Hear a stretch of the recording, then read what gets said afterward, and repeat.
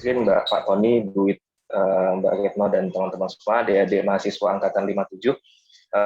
Di sini sebelum saya mulai menjelaskan spesifik terkait enrichment course ya, mungkin adik-adik mahasiswa sudah pernah baca ini ya, panduan sarjana untuk tahun 2020. Tadi apa yang adik-adik lihat itu adalah bentuk visualisasi dalam bentuk matriksnya supaya lebih rapi seperti itu. Nah, jadi kan sebetulnya ini ya tadi yang disampaikan Pak Tony, mana yang semester 3, 4, 5 sampai 8 dan itu yang dari komponen yang wajib.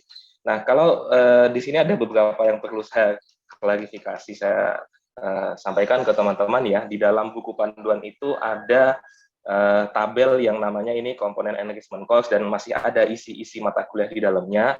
Nah, ini mohon maaf, ini tidak tepat gitu. Jadi kenapa kok bisa tidak tepat ya? Karena tahun ini kan kami submit dari departemen ke rektorat itu sekitar awal teman-teman masuk IPB, berarti pertengahan 2020, dan dari pimpinan sendiri ternyata ada perkembangan, ada update terkait dengan konsep enrichment course-nya, sehingga kami sudah kadung mensubmit yang ada nama-nama mata kuliahnya, ternyata yaitu yang bentuk kurang tepat. Jadi tabel ini mohon diabaikan ya adik-adik di dalam buku panduannya.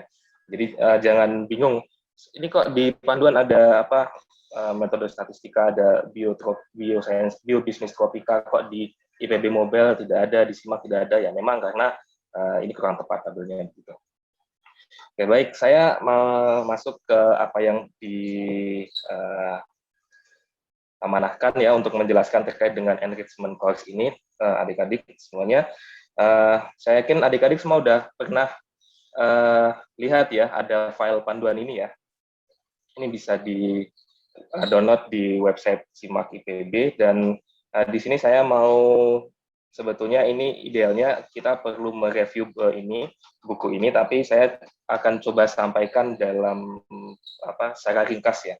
Secara umum yang dan yang dipandang sebagai enrichment course itu masuk ke salah satu dari 4 klaster ini. Jadi saya mulai dulu ya untuk menggambarkan dari teman-teman ya.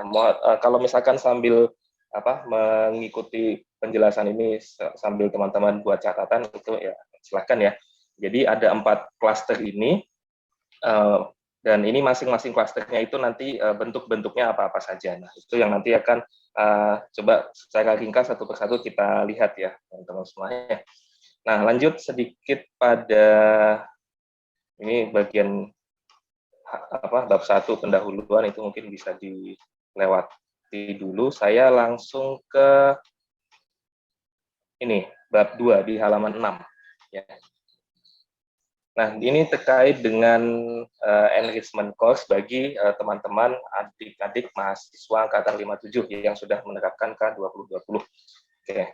Jadi khusus untuk adik-adik ya yang 2.1.1 ini tidak perlu diperhatikan terlalu detail karena ini berlakunya untuk kakak kelas kalian yang memang sebetulnya meskipun mata kuliahnya itu ditujukan untuk angkatan kalian, tetapi kakak kelas kalian juga masih boleh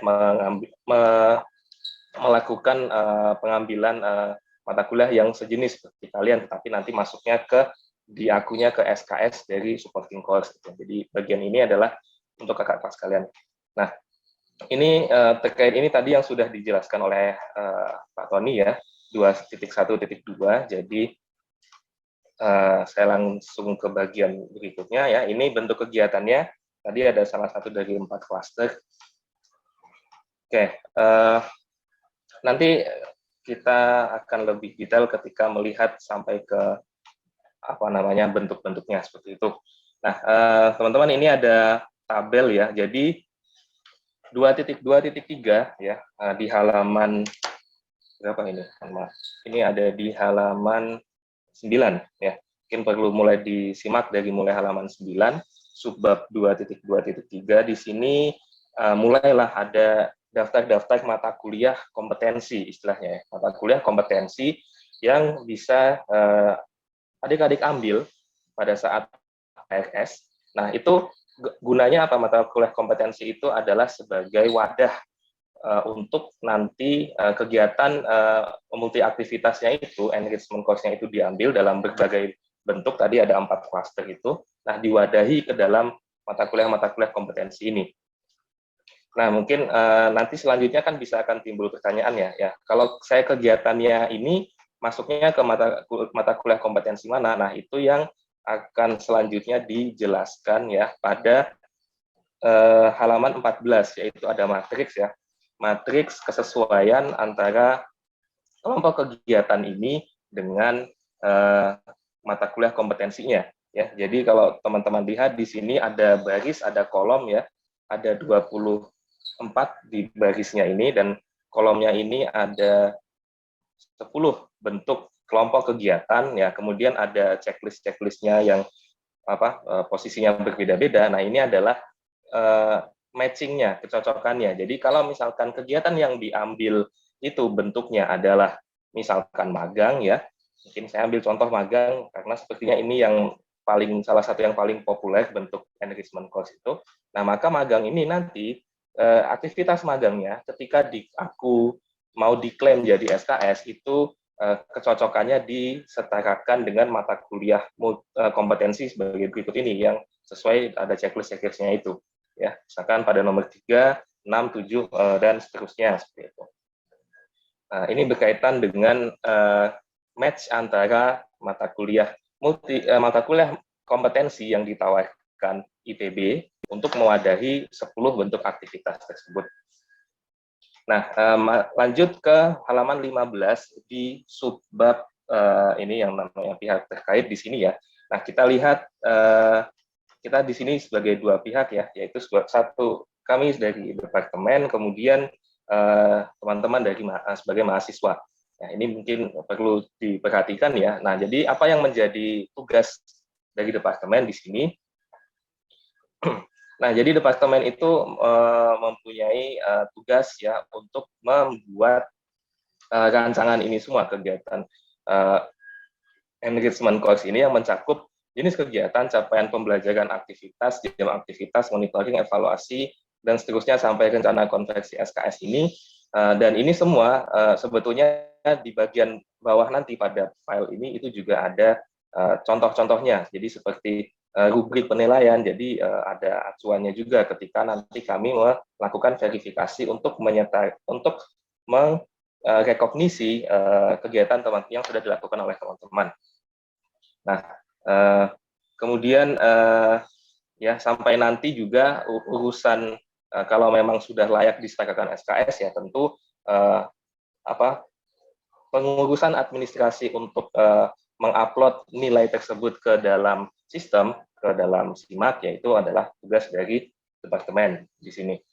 Nah, sekarang dari teman-teman ya, dari sisi mahasiswa. Nah, apa yang menjadi tugas teman-teman sebagai mahasiswa yang perlu mengambil EC ini ya untuk memenuhi syarat SKS-nya supaya terpenuhi ya. Untuk kelulusan kan minimal 144, dan tadi dijelaskan oleh Pak Tony kan dari bentuk-bentuk kegiatan yang wajib dari perkuliahan dan lain-lain yang sudah jelas mata kuliahnya apa-apa tadi kan baru 125 ya, 125 SKS di situ. Nah, kekurangannya itu yang harus dipenuhi, dilengkapi dari ini apa yang menjadi tugas dari mahasiswa, yaitu merencanakan pilihan kegiatan enrichment course yang akan dilakukan ya. Jadi kalau ini kan berarti multi aktivitas. Jadi aktivitas apa yang akan teman-teman lakukan selama studi ini kira-kira sampai lulus ya, sampai perkiraan ya berarti 3 tahun lagi, dan itu aktivitasnya usahakan ya, pastikan itu inline dan sejalan dengan apa-apa yang ada di dalam panduan ini. Nanti kita bisa ulas satu persatu bentuk kegiatannya ya. Nah, kemudian yang kedua ini ya, jadi misalkan satu sudah merencanakan, yang kedua adalah mendaftar kepada penyelenggara kegiatan. Nah, ini misalkan ya, ini sebagai contoh, misalkan teman-teman mengikuti magang ya. Sebenarnya tidak hanya magang saja yang ada pendaftarannya ya, tapi saya ambil contoh saja yang mudah kita identifikasi, misalkan magang ya. Tentu kalau teman-teman mau melakukan aktivitas ini supaya nanti bisa diklaim sebagai SKS Enrichment Course, tentu teman-teman harus melakukan magang ya, melakukan pendaftaran magang ini. Kemudian ya poin yang ketiga di sini ya, ikuti tahapan prosedur tahapan pendaftaran magang tersebut ya. Kemudian poin keempat ya berarti lakukan magang ya, ikut magang di situ misalkan. Kemudian tahapan yang keempat ya ini adalah mengajukan usulan kompetensi. Nah ini tahapan 1, 2, 3, 4, 5. Poin yang kelima ya ini adalah kurang lebih bahasa gampangnya ini teman-teman mengambil mata kuliah itu di KRS. Ya, jadi teman-teman punya agenda, punya perencanaan ya mau daftar magang ya. Kemudian misalkan sudah sampai tahapan diterima magang, sudah ada kejelasan aktivitasnya itu berlangsung kapan sampai kapan ya. Kemudian di situ kalau teman-teman sudah ada gambaran seperti itu, nah itu bisa ditindaklanjuti dengan ambil ini di KRS. Nah, apa yang diambil di KRS yaitu tadi salah satu atau beberapa dari 24 mata kuliah kompetensi yang ditawarkan IPB itu. Ya, pilih yang sesuai dengan tadi kecocokan checklistnya itu kira-kira seperti apa ya. Dan itu dikonsultasikan juga tentu dengan dosen penggeraknya di sini. Nah, ini poin yang kelima, titik yang kelima. Titik yang keenam berarti teman-teman selama sudah mengikuti aktivitas ini, teman-teman secara rutin mengisi logbook ya atau berita acara aktivitas ya BAA. Nah, itu dilaporkan kegiatan tersebut di Simawa ya. Nah, ini adalah beberapa persyaratan dan ketentuan ya. Saya rasa ini beberapa hal tadi juga sudah disampaikan di sini. Nah, di sini saya mau melanjutkan ya untuk 5 ini terkait dengan prosedur. Nah, ini adalah berkaitan dengan tadi ada 2 poin terakhir di sini. Jadi yang atas ini kan urusannya dengan penyelenggara kegiatan ya, misalkan dengan tempat magang. Nah, 2 bagian terakhir ini urusannya di dalam IPB, yaitu mengambil mata kuliah ini di KRS dan mengisi logbook atau BAA tadi di Simawa. Nah, itu yang akan didetailkan lebih lanjut pada 2.5 di sini. Nah, di sini teman-teman ada 2 prosedur, ada 2 pilihan prosedur ya yang dapat dilakukan. Yang pertama adalah kegiatan terencana, yang kedua adalah pengakuan kegiatan lampau. Nah, coba kita baca sekilas, tapi mudah-mudahan intinya tidak terlewat di sini. Yang pertama, yang terencana di sini adalah mahasiswa itu belum melakukan aktivitasnya, akan melakukan aktivitas, tapi di semester tersebut sudah mendaftarkan mata kuliah kompetensi ke dalam KRS, sudah mengambil mata kuliah kompetensi ke dalam KRS. Ya, kemudian ini proses di dalamnya ya, poin 2, 3 ini proses di dalamnya. Poin keempat, pada akhir pelaksanaan kegiatan ya, misalkan ini sebagai saya ambil contoh ilustrasi, misalkan teman-teman bulan keterima magang gitu di bulan September yang akan datang ini ya, selama 1 bulan misalkan ya. Nah, pada akhir pelaksanaan kegiatan, katakanlah itu akhir September, maka teman-teman melaporkan kegiatan itu dan menyerahkan sertifikat credit earning atau surat keterangan lainnya. Jadi atau ya berarti misalkan penyelenggara magang itu tidak secara eksplisit menyebutkan ini magangnya sekian SKS ya, tapi tetap misalkan ada surat keterangan, ada berkas-berkas lainnya yang diperoleh di situ, dan juga teman-teman mahasiswa itu mengisi berita acara aktivitas ini di Simawa ya. Nah, itu bisa kita proses juga untuk diklaim sebagai SKS ya. Nanti ada proses verifikasinya. Jadi yang penting ada dokumen-dokumen yang diperlukan itu bisa dipenuhi. Nanti ada di bawah nanti ada list dokumennya itu apa-apa saja ya. Nah, ini kemudian intinya apa? Kalau memang sudah memenuhi syarat untuk disetarakan dengan SKS ya. Di sini saya sampaikan apa syarat ketentuan bisa disetarakan SKS, yaitu ketercapaian learning hour-nya atau LH-nya itu untuk 1 SKS itu setara dengan 2.720 menit ya. Jadi di sini berlaku kelipatannya, ya. Misalkan dalam kegiatan yang teman-teman ikuti itu ternyata sampai 12.000 menit misalkan, ya, contoh 12.000 menit, itu kan bisa disetarakan, dibagi dengan 2720 tadi kan sekitar 4, nah itu berarti artinya bisa disetarakan dengan 4 SKS. Ya, 4 SKS-nya ya nanti ambil di salah satu dari 24 tadi itu, ya, ambil berarti bisa ambil 2 mata kuliah yang masing-masingnya 2 SKS, seperti itu, ya. Jadi patokannya, yang jadi patokan nantinya departemen untuk bisa mengakui itu sudah bisa diklaim SKS adalah learning hour-nya, ya, itu. Dan karena ini terencana, maka nanti nilai mata kuliah tersebut akan diunggah pada semester yang berjalan sesuai dengan kalender akademik, ya. Artinya misalkan, nah ini yang tadi juga diberi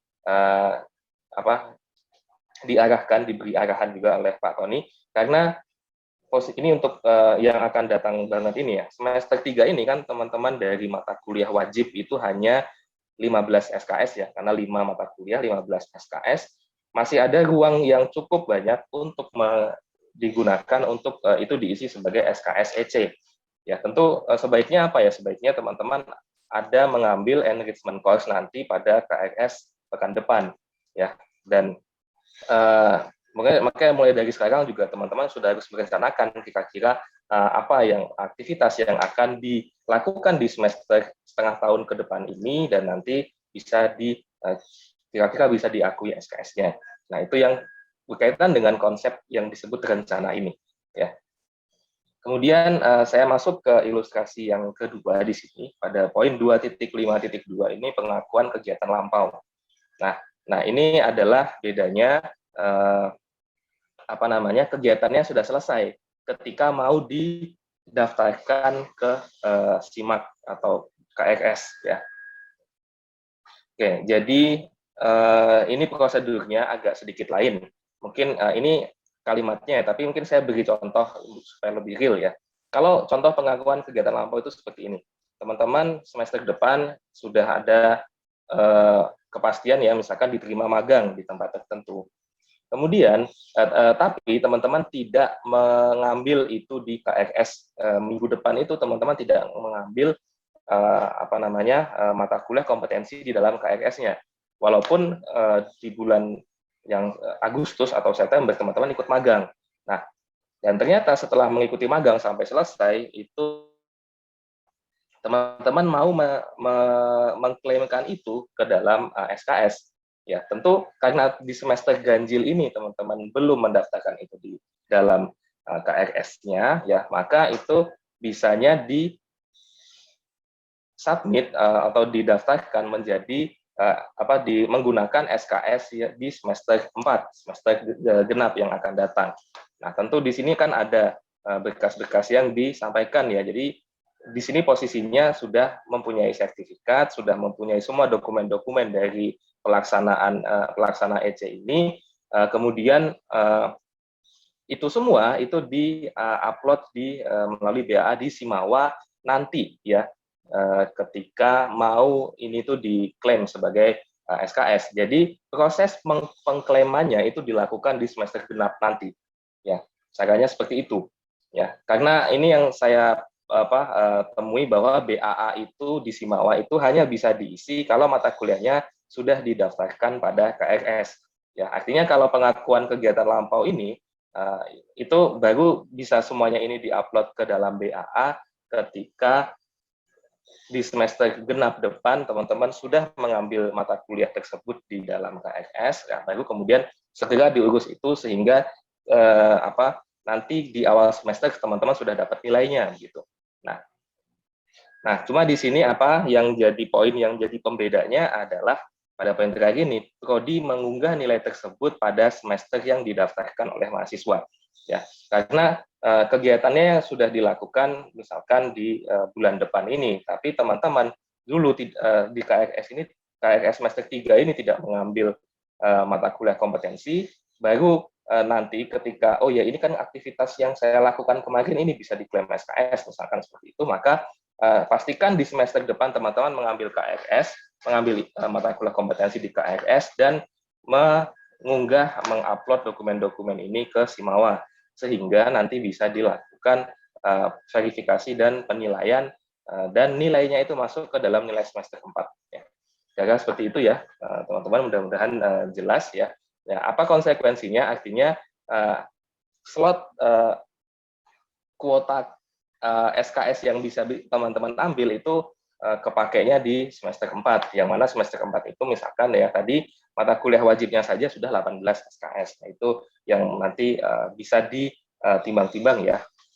Mau milih yang terencana atau milih yang lampau. Jadi masing-masing ada apa namanya keuntungan dan ada tantangannya masing-masing begitu.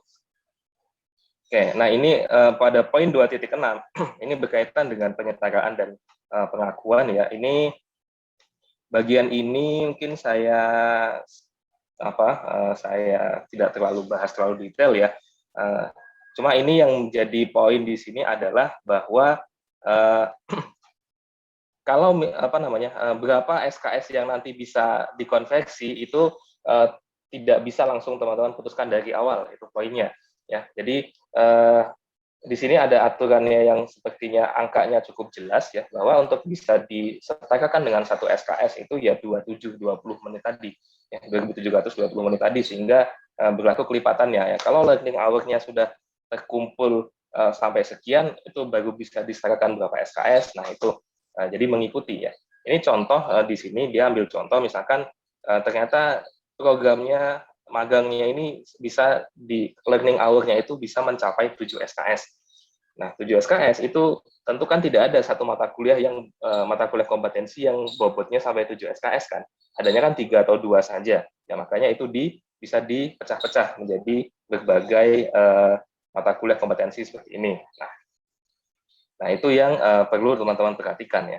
Kemudian juga terkait dengan mata kuliah kompetensi ini, sejauh sependek yang saya pahami dari panduan ini adalah pasti kalau sudah pernah mengambil salah satu mata kuliah kompetensi itu sepertinya tidak bisa mengambil nama mata kuliah kompetensi yang sama untuk digunakan mengklaim kegiatan yang lainnya seperti itu. Ya. Jadi untuk satu ini hanya bisa dipakai satu kali ya. Ya tentu karena nanti akan jadi double karena masing-masing ini punya kode mata kuliah ya. Sehingga ya sewajarnya saja satu kode mata kuliah itu hanya bisa diambil satu kali begitu. Oke, ini masuk ke contoh evaluasi dan penilaian ya. Ini bisa saya lompat saja karena ini yang tadi terkait dokumen terkait ya. Karena ini saya lompat, kenapa? Karena lebih detailnya itu ada di bab 3, dan itu lebih kasus per kasus, sesuai bentuk dari aktivitas yang dilakukan sehingga bisa klaster kegiatannya itu langsung spesifik seperti itu. Baik, nah ini tadi ya, apapun bentuk aktivitas yang yang dilakukan ya, kalau misalkan memungkinkan ya ini dokumen-dokumen ini perlu dilengkapi ya, ini untuk keperluan verifikasi dan penyetaraan dan rekognisi kegiatan tersebut ke dalam SKS enrichment course. Ya ini ada dokumennya, antara lain formulir pendaftaran kegiatan dan seterusnya sampai yang keenam ini ya, ini yang dokumen yang perlu diisi oleh mahasiswa. Mas Fahmi, 5 menit lagi ya, biar ada sesi tanya jawab nanti dari mahasiswa, biar lebih banyak bertanya. Oke. Ya, 5 menit insyaallah cukup ya. Nah, ini bab 3 teman-teman. Walaupun kelihatannya belum setengah halaman ya, tapi ini sebetulnya bisa cepat karena ini langsung case by case teman-teman. Nah, dari semua yang sudah dijelaskan di atas tadi ya, jadi intinya itu ada karena ini adalah aktivitas yang agak fleksibel ya kelihatannya, tidak bentuknya kuliah sekian pertemuan kemudian ada ujian kan, bukan seperti itu ya, maka tentu harus ada pengendalian mutunya ya dari kegiatan-kegiatan yang dilakukan. Nah itu yang detail dibahas di bab 3 di sini. Nah, ini sebagai contoh untuk klaster yang pertama yaitu mobilitas dan kompetensi ya. Saya ambil satu contoh, misalkan summer course di sini ya. Misalkan teman-teman berencana mau ambil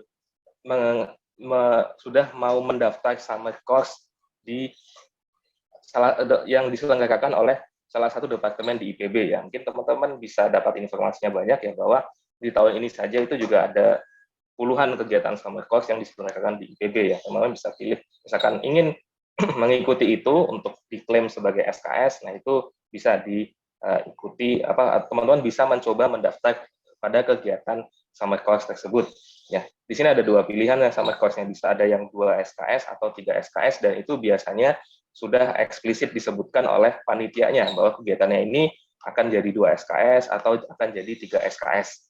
Nah ini bagian bawahnya ini lebih ke di sisi departemen ya, nanti bagaimana menilainya ya, yaitu ini sebagai contoh ya, di sini ada rubriknya penilaian ya. Rubrik penilaian ini urusannya di departemen, kemudian nanti dari setiap komponennya ini akan bisa diboboti menjadi nilai-nilai, dan nilai-nilai tersebut nanti akan menjadi nilai akhir dan ada huruf mutunya yang sebanding untuk nilai tersebut ya.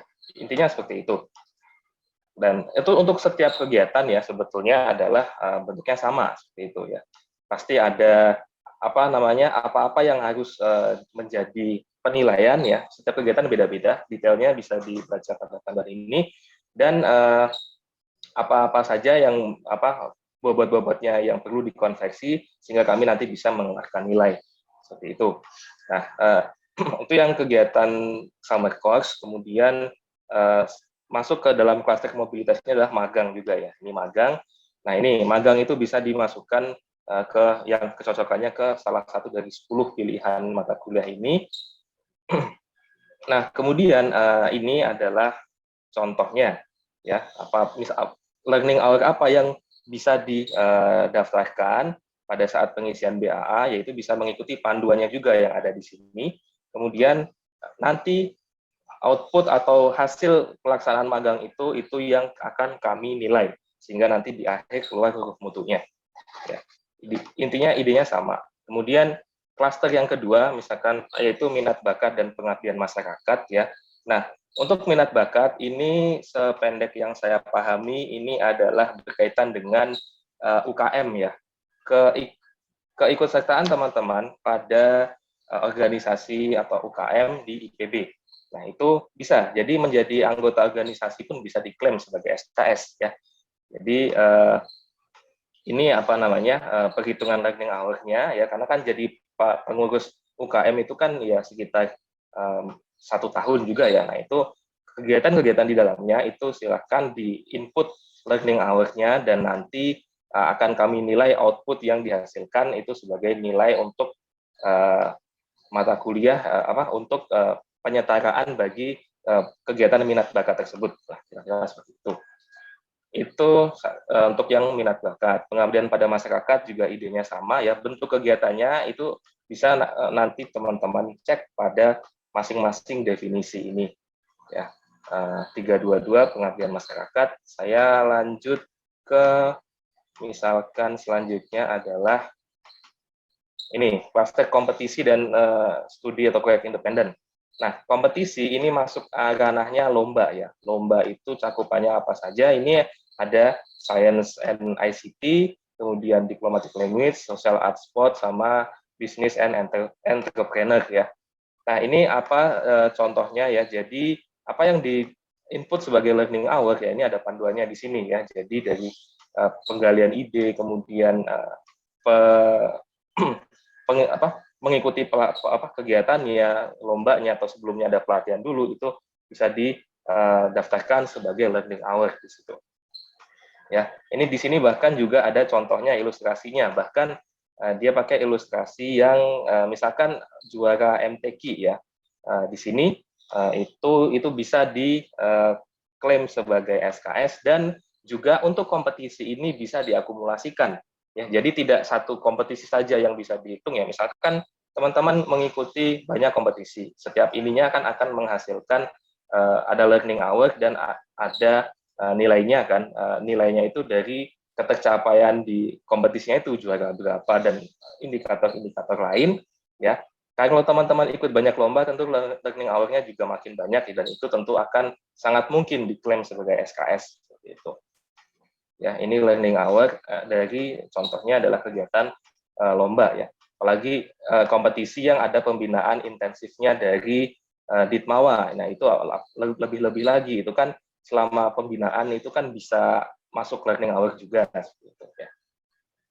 Oke, ini contoh saya terakhir ya, Bu Retno, izin 3.4 ini adalah berkaitan dengan kewirausahaan dan kepemimpinan.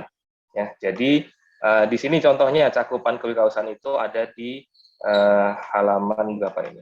Halaman 57 ya, contoh-contohnya. Kemudian yang kepemimpinan itu adalah menjadi pengurus organisasi mahasiswa, misalkan Hipotesa atau BEM-FEM atau BMKM, nah itu atau DPM dan lain-lain, atau juga menjadi panitia. Ini bagiannya di ini masih kewirausahaan ya. Nah, ya talent pool juga ada. Saya lebih ke ini dulu. Nah, ini kepanitiaan, ya, kepengurusan atau kepanitiaan. Jadi di sini juga ada ininya, tabel panduannya ya.